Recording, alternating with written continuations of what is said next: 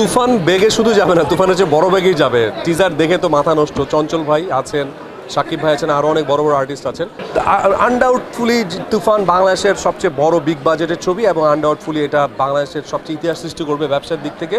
প্রথমত ভীষণ ভালো লেগেছে তুফানের টিজারটা।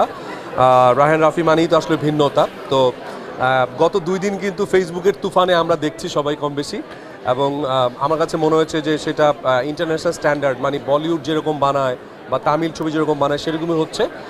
কিন্তু এত কিছু শুটিং রেখেও শাকিব খান কিন্তু ধরেন তুফানের ঝড় হচ্ছে, উনি এত ব্যস্ত, উনি হয়তো আর অনেক দিন শুটিং করবে, কিন্তু সব থামিয়ে উনি হার্লেন স্টোরের জন্য, রিমার্ক হার্লেনের জন্য উনি পরশুদিন এই স্টলে সারাদিন উপস্থিত থাকবেন। এবং আসল ঝড় আসলে রিমার্ক হার্লান, কারণ শাকিব খান নিজেও বুঝেন যে তুফান যতটা ঝড় তুলেছে রিমার্ক হার্লান এর চেয়েও বেশি ঝড় তুলছে, কারণ মানুষের আস্থার নাম হচ্ছে রিমার্ক হার্লান।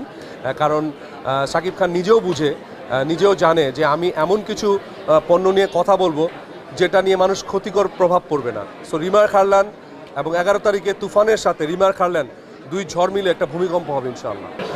আনডাউটফুলি তুফান বাংলাদেশের সবচেয়ে বড় বিগ বাজেটের ছবি এবং আনডাউটফুলি এটা বাংলাদেশের সবচেয়ে ইতিহাস সৃষ্টি করবে ব্যবসার দিক থেকে। সেটা আমার পার্সোনাল জায়গা না, শুধু সবাই বলছেন।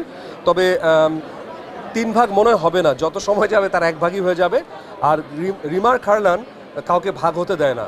সো সবাইকে আমরা একসাথে নিয়ে তুফানকে রিমার্ক হার্লান একসাথে করে ফেলবে ইনশাআল্লাহ। আদনান ভাই আমাদের সবারই বড় ভাই।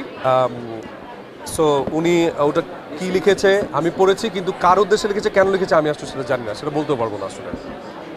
শুধু জানি যে তুফান আসছে হার্লেন স্টোরের মধ্যে।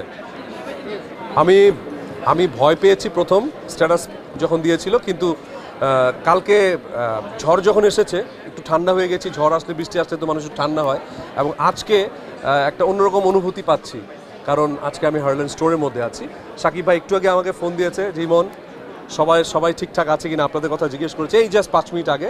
এবং উনি বললো যে সবাইকে দাওয়াত দিতে, যে উনি 11 তারিখে সারাদিন উপস্থিত থাকবেন। হার্লেন স্টোর এতটাই অথেন্টিক, এতটাই স্ট্রং, তুফান যখন আসবে তাকে উপরে ছাতা দিয়ে দেয় না, তাকে এভাবে আগলে রাখবে হার্লেন স্টোর। সো উড়ে যাওয়ার কোনো প্রশ্নই আসে না। তুফান বেগে শুধু যাবে না, তুফান হচ্ছে বড় বেগেই যাবে। টিজার দেখে তো মাথা নষ্ট। চঞ্চল ভাই আছেন, সাকিব ভাই আছেন, আরও অনেক বড় বড় আর্টিস্ট আছেন। আমিও কিন্তু 3 বছর আগে আকবর নামে একটা এরকম 90s-এর একটা গ্যাং কালচার নিয়ে শুরু করেছিলাম, বাট আনফর্চুনেটলি ব্যাড লাক বলি যাই বলি, করোনার কারণে আমার ছবিটি অল্প একটু শুটিংয়ে হয়নি। বাট এটা ভালো লাগছে যে আমার বড় ভাই ছবিটা কমপ্লিট করেছে এবং ঈদে আসবেন। সো এই ধরনের গ্যাং কালচারের যে ছবিগুলো, এগুলো এমনিতেই আপনাদেরও ভালো লাগবে। এগুলো 90s-এর, আপনারা ছোটো ছিলেন, আমরাও ছোটো ছিলাম, এগুলো না নিয়ে মানুষের আগ্রহ অনেক বেশি, গ্যাং কালচার নিয়ে। সো আমার মনে হয় যে বেস্ট কিছু হবে, মানে অনেক ব্যবসা করবে। আপনি লিখে রাখেন আজকে। আমাদের কিন্তু আরও আর্টিস্ট, মেজাবিন আসতেছে, মিম আসতেছে, মোনালিসা অনেক বছর পরে আসতেছে। সো থাইকেন সবাই আর কি। হ্যাঁ, সাকিব আল হাসানও আসবে হয়তো বা আজকে বা কালকে। আর ইউএস ট্রেড শো আসলে প্রতি বছরই হয়, বাট একটা জিনিস খুবই লক্ষণীয় যে প্রতি বছর যে হয়, হার্লেন স্টোর প্রতি বছরই অংশগ্রহণ করে। এবং আজকে আমার মনে হয় যে এই প্যাভিলিয়নের সবচেয়ে বড় গ্র্যান্ড ইয়েটাই হচ্ছে আমাদের। সো ওদিক থেকে আমরা বলতে পারি যে হার্লেনের মানে বড় ইয়ে থাকার কারণে হচ্ছে বোঝা যাচ্ছে যে আমাদের কতগুলো প্রোডাক্ট, আমাদের প্রচুর অথেন্টিক প্রোডাক্ট আছে। এই জন্য আমাদের ভবিষ্যতে এমনও হতে পারে যে আমরা এর চেয়েও 3-4 ডাবল বড় নিব ইনশাআল্লাহ।